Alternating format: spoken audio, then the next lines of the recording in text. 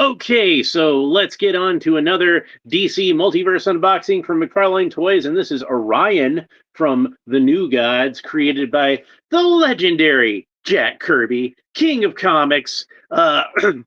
Basically, he was probably the main creative force actually behind the Silver Age of the Marvel Comics, even more than Jack Kirby, I would argue. And I'm not one of those guys who likes to crap, or more than Stan Lee. I'm not one of those guys who likes to crap on Stan Lee. I like Stan Lee. I think Stan Lee's cool. I met him once. He's a nice guy.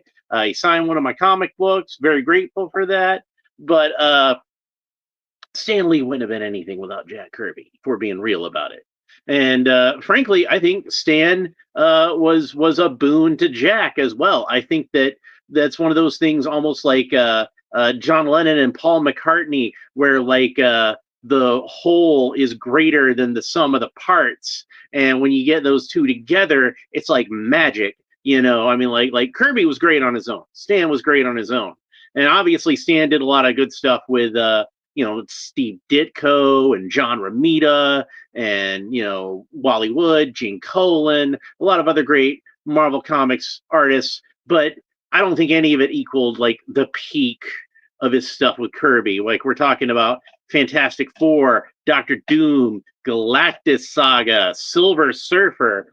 I don't think a Silver Surfer would be as great a character if either one of these guys had come up with him. And hey, Sean Franklin's here. Hope you're doing well today.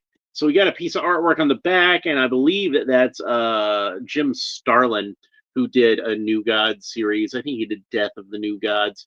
And so not an actual piece of Kirby artwork, unfortunately. But I've had this figure for a while and just hadn't gotten around to opening it yet. So I'm trying to get some stuff opened. Basically just making some I'm kind of padding things out right now because I don't want to open up those Green Lantern figures until I have Obsidian, which, by the way, has shipped. Obsidian and Mr. Bones have shipped, so I'm excited about that.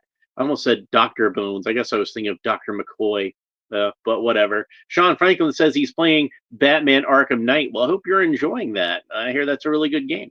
So yeah, I want to open up my Green Lantern figures once I have Obsidian, so I can open up him and Jade at the same time. I don't want to open up my Superman figures until I can do the Superboy video with Captain Have Fun. So hopefully I can do that next Tuesday, and then we can open up some of these Superman figures. So right now I'm just kind of like grabbing stuff to open, where I'm like, hey, I've been sitting on this for a while. I probably should open this up. Now, by the way, I've got these fire figures over here. I've got a few of these. I bought these when they were on clearance. So I think I'll do her next. So that way, I bought a bunch of those so I could have them for custom parts. Anyway, it was, I think, around the time of the Galactus Saga and the Silver Surfer that Kirby started to feel like he was being undervalued at Marvel Comics and decided to move on. So I think he was basically just writing out his contract, and still was doing good stuff, but wasn't anywhere near the creative machine that he was when he was cranking out stuff like the early Fantastic Four stuff. So I guess you could say he was resting on his laurels, but I totally understand why.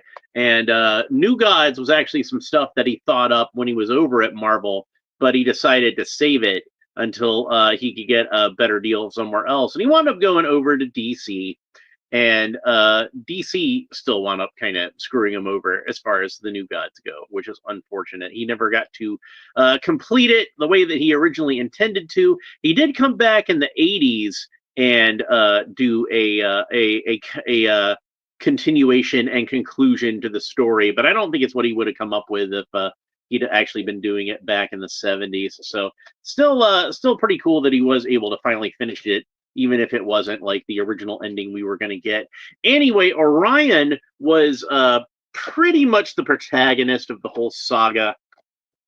He was the star of the New Gods comic. There was New Gods, Forever People, and Mr. Miracle. Mr. Miracle was my personal favorite. That was the one I enjoyed the most. But New Gods, I think, was a little more central. And Forever People was really cool. All of them were good. But yeah, I think Orion was also one of the influences on the character of Luke Skywalker,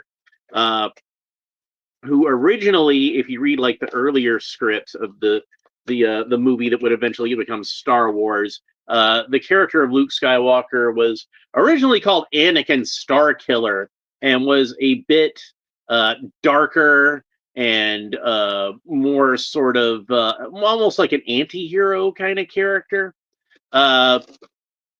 It's funny because Lucas said that he always intended for Darth Vader to be Luke Skywalker's father, and that's kind of true if you read the early scripts, because there's elements of Darth Vader in the character that's Luke Skywalker's father. In that, there's a character in there named Darth Vader who's basically just kind of an evil military general, has nothing really else to do with the character we know of as Darth Vader. And there's another character in there called Prince Valorum, who was a Sith Knight who winds up being redeemed and teaming up with our heroes. So I kind of feel like Lucas took elements of all three of those characters and kind of mushed them together to get the Darth Vader that we know and love today. But Luke Skywalker wound up, obviously had a name change, went from Anakin Starkiller to Luke Starkiller to finally Luke Skywalker, which actually happened while they were filming. They actually shot some scenes where he was called Starkiller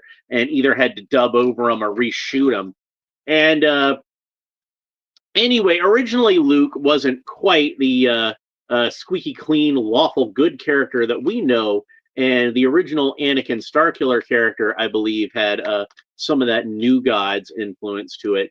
And like I said, the idea of Darth Vader being Luke Skywalker's father didn't really enter into the ideas of Star Wars until Lucas was writing The Empire Strikes Back. It's not even in Lee Brackett's draft; it's in Lucas's draft. He's the guy who came up with that after, unfortunately, Lee Brackett passed away. But that was the thing that really made Star Wars, as far as I was concerned. So I don't think that initially he had the idea to make Darth Vader Luke Skywalker's father from New Gods. But I do think that the character of Orion was probably an influence on Luke Skywalker. Damn it, I just knocked over a whole bunch of stuff there. Dropped this thing out of my hand, and I also knocked over a little bottle of paint that I had, and I don't want to lose that.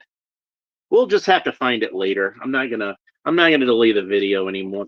So, and man, this guy is really annoying with how they got his they got rubber tabs around his elbows there, and you see the rubber tabs are just like deep in the package. So I'm just gonna go from the back and get them.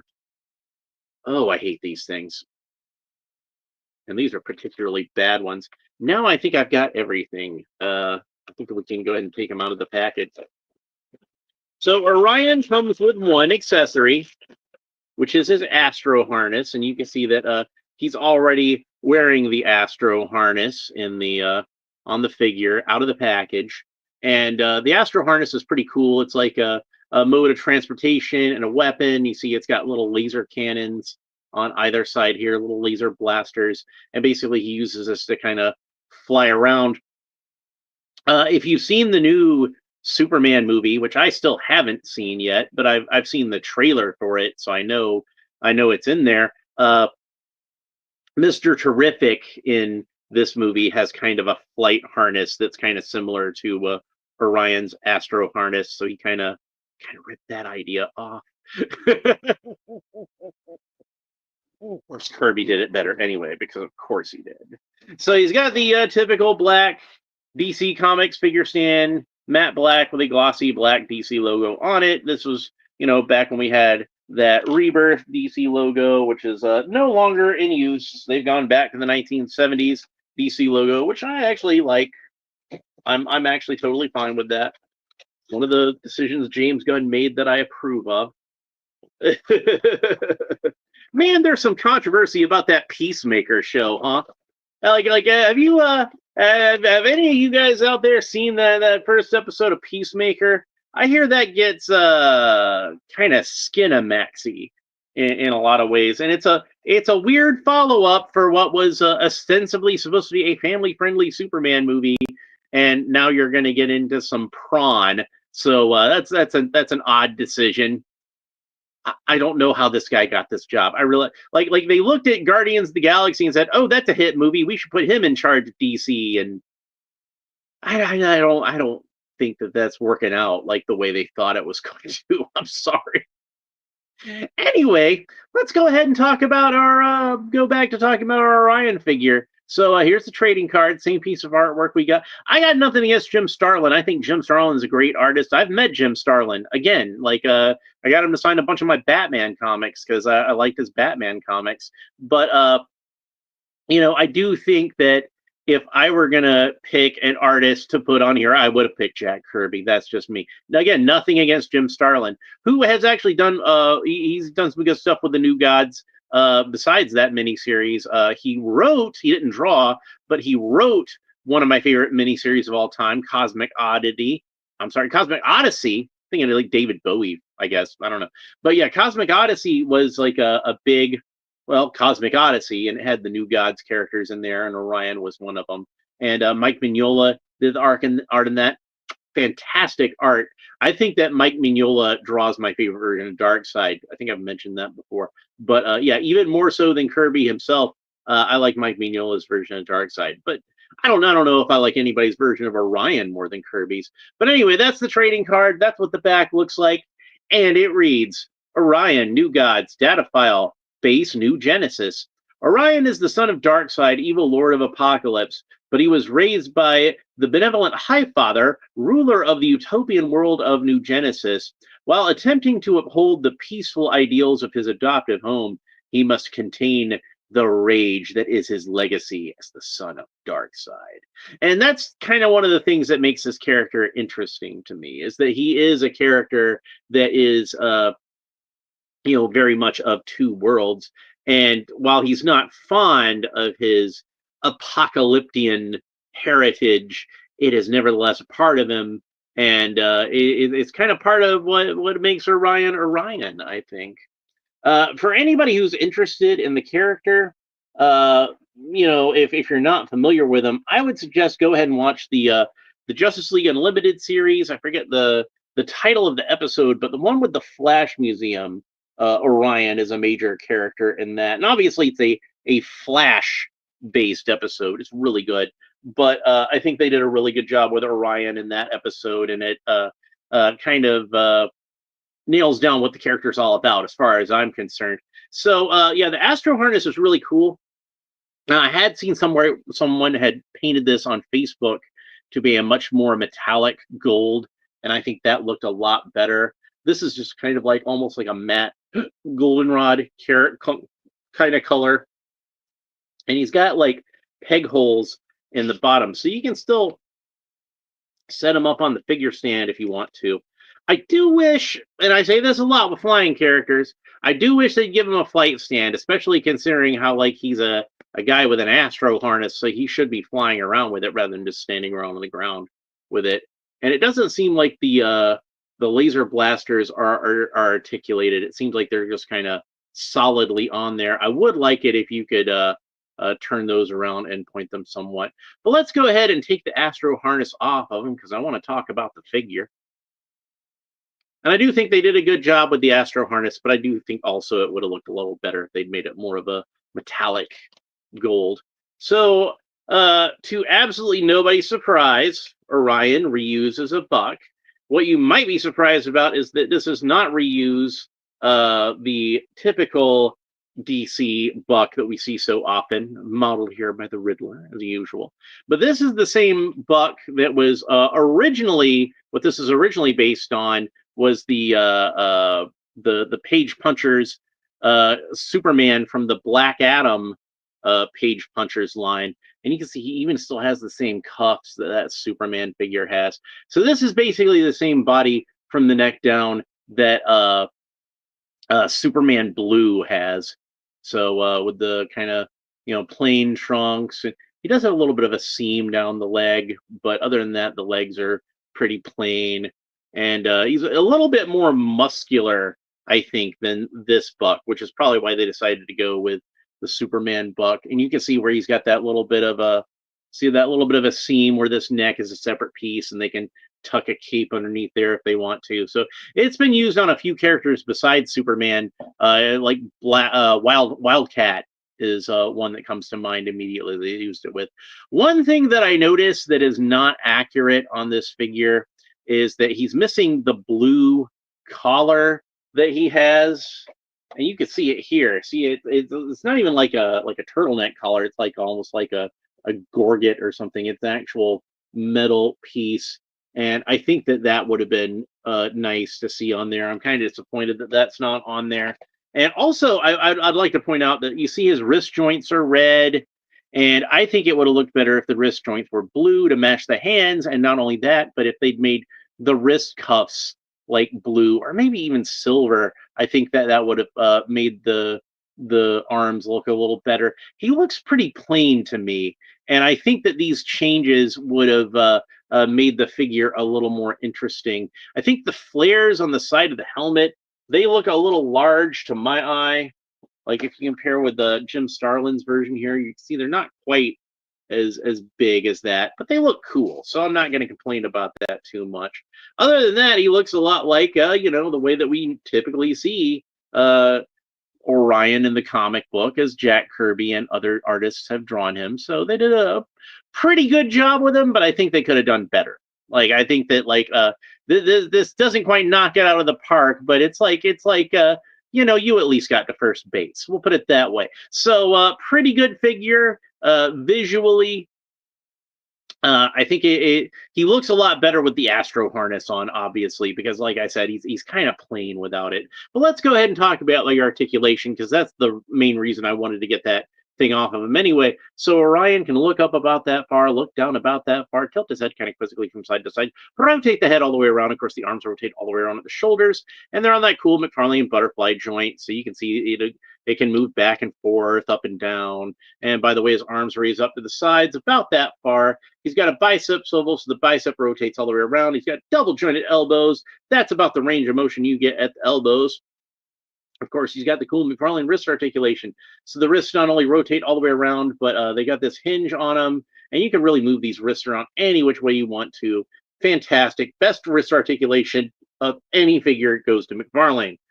That's the best wrist articulation, bar none. He's got the cool Mcfarlane torso articulation, very dramatic posing we can get out of this guy. Of course, he was, like I said, this body type was originally made to be Superman, so you'd want to be able to get like some cool flying poses out of it. So that shouldn't be any surprise. Can bend forward about that far, not quite as impressive as bending back, but still. Move from side to side about that far, and of course rotates all the way around where the torso meets the abs, but that is a tight joint, and rotates all the way around where the abs meet the trunks. Orion can kick up about that far, which is pretty good range of motion. He does have a little bit of wobble here, not a full rotation, but it does move a little bit, so you can get some good posing out of it. He's got double jointed knees. That's about the range of motion you get at the knees. It does not have a boot cut, but the ankle does rotate all the way around where the ankle meets the shin and where the ankle meets the foot. So you don't really need a boot cut. It takes care of it with that cool Mcfarlane ankle articulation. Orion's foot can point down about that far, can point up about that far, and he's got toe articulation just to show off. I will point out that Orion's belt is just painted onto the trunks. It's not any kind of sculpted belt at all, which is ironic because the constellation Orion is famous for its belt. So, so you would think they would put a little more emphasis on Orion's belt. I'm just saying, somebody's got to say it. I'm going to be the guy to say it. So let's go ahead and put the Astro harness back on this guy, so I can have him ready for the thumbnail. Because of course I want to have him with the Astro harness for the thumbnail, and then the kind of pistol grips fit into his hands. Once I get that done, I'm going to get this back on his chest because it kind of popped off.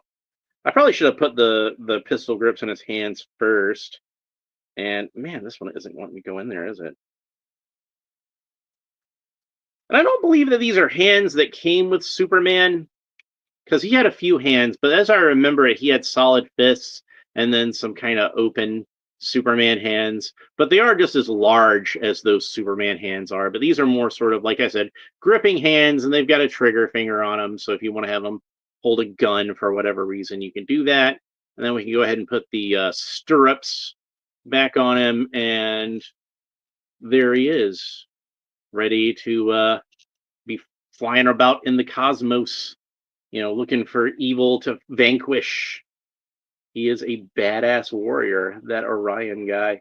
So he's not my favorite of the New Gods heroes, because again, that's Mr. Terrific, or Mr. Miracle. I'm sorry, Mr. Miracle. They got too many misters on my mind right now. I got a Mr. Terrific to open up, so that's why I'm still thinking about him.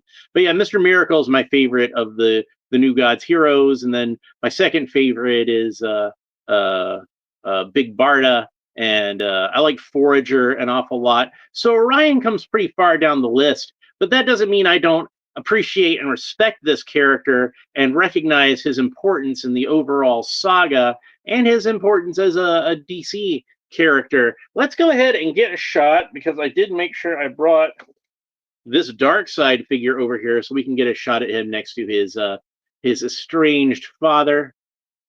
And for those of you who prefer the more classic version of Darkseid, we can get a look at him next to that more sort of superpowers inspired version of the Lord of Apocalypse.